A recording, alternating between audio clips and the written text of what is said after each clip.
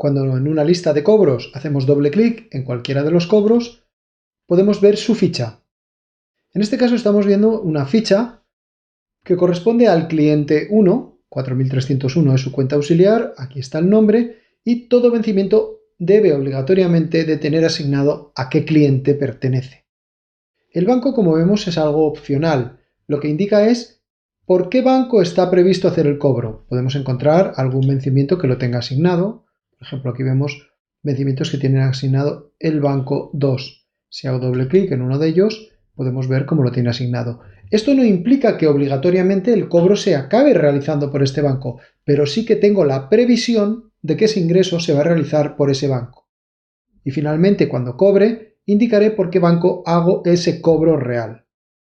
Luego tenemos el nominal. El nominal es el importe que se calcula originalmente por el vencimiento. Es decir, cuando yo tengo una factura, si se va a cobrar en un solo cobro, pues lógicamente el importe total de la factura se corresponde con el nominal. Si, por ejemplo, esa factura la voy a cobrar en 2 vencimientos, pues podría ser la mitad del importe en cada uno de los nominales de cada vencimiento, etc.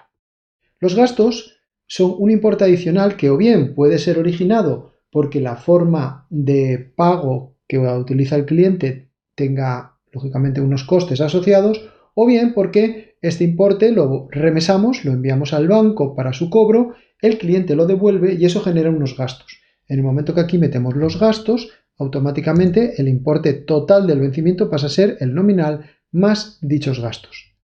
De la misma forma, el importe cobrado se acumula automáticamente a medida que vamos haciendo operaciones de cobro. Normalmente se cobra en un único cobro y en ese caso pues el pendiente queda a cero. La fecha de vencimiento es la fecha que hemos acordado con el cliente para que haga el pago de ese importe. Entonces suele ser superior a la fecha de emisión, que se suele corresponder con la fecha de la factura.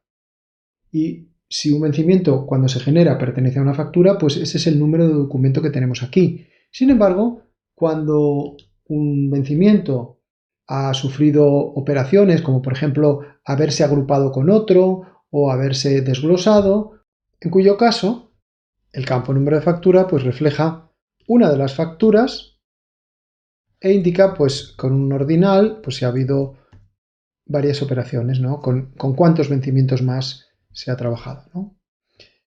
Además hay un asiento de origen que en muchos casos, bueno pues la mayoría de ellos el asiento de origen se suele corresponder con el asiento de la contabilización de la factura a la cuenta del cliente, a la cuenta de ventas y a la cuenta de los impuestos. Este es el caso más habitual.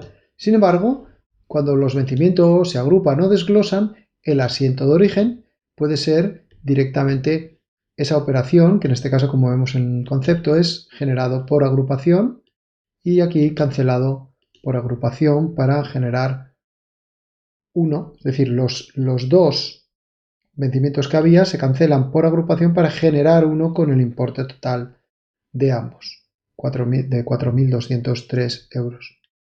Y luego, en el caso de que este vencimiento haya sido originado por un desglose, si vamos a ese vencimiento padre, por así decirlo, aquí veríamos que se ha generado el vencimiento por agrupación, pero luego se ha cancelado por desglose, y en ese caso, si lo vemos aquí, aquí vemos todos los vencimientos que se han generado a partir de ese desglose. Entre ellos, el que tenemos ahí que todavía está pendiente, ya que otros han sido ya cobrados o remesados.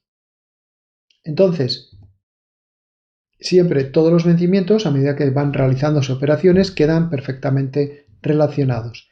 O sea que cuando vemos que aquí hay un vencimiento desglosado, indica que desde aquí accedemos al cobro padre, al cobro origen de todos los vencimientos desglosados, entre los que podemos encontrar este que estamos viendo.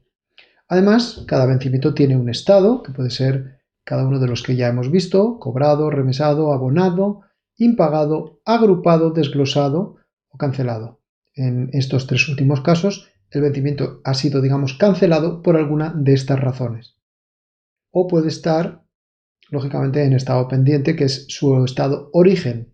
Cuando remesamos un vencimiento, aquí se asigna el número de remesa y desde aquí podríamos acceder directamente a la remesa. También tenemos un dato que es el documento de cobro, que puede estar vacío ya que es un dato opcional, pero que puede servir para grabar en el caso de que hagamos el cobro de un documento mediante, por ejemplo, un pagaré u otro documento emitido por el cliente, pues podríamos aquí poner ese número del documento que va a permitir realizar el cobro del mismo. Y por último, el tipo de documento, que es muy importante, ya que los vencimientos en función del tipo se van a gestionar de una u otra forma. En el caso de recibo, pues se van a cobrar directamente al contado o se van a poder enviar al banco para su cobro. Posteriormente, todos los vencimientos pueden ser, dependiendo sobre todo del tipo, impresos. Por ejemplo, en el caso de los recibos, hay recibos que se cobran al contado, en mano. En ese caso se imprimen. Y si no fuese así, pues tendríamos otro tipo de documento que sería recibo para remesar, que no se imprimiría. Lo que marca este check es si está pendiente de imprimir. En el caso de que el documento se vaya a imprimir, queda en estado pendiente hasta que se emite. Y también tenemos otro check que es primera operación de adeudo de la cuenta. Este dato se calcula automáticamente, ya que cuando remesamos un vencimiento para su cobro, la primera vez que remesamos un vencimiento para un cliente hay que especificárselo al banco. Es una de las condiciones de las remesas SEPA. Entonces, el programa ya automáticamente se encargará de que la primera vez que remesemos un vencimiento de este cliente para el banco concreto, en ese caso, la primera vez lo marca, después ya lo controlará y ya no será necesario que marque este check. El dato del Big Swift es el código bancario a nivel internacional por el que vamos a realizar el cobro, ya que estos datos se corresponden con la cuenta de pago del cliente.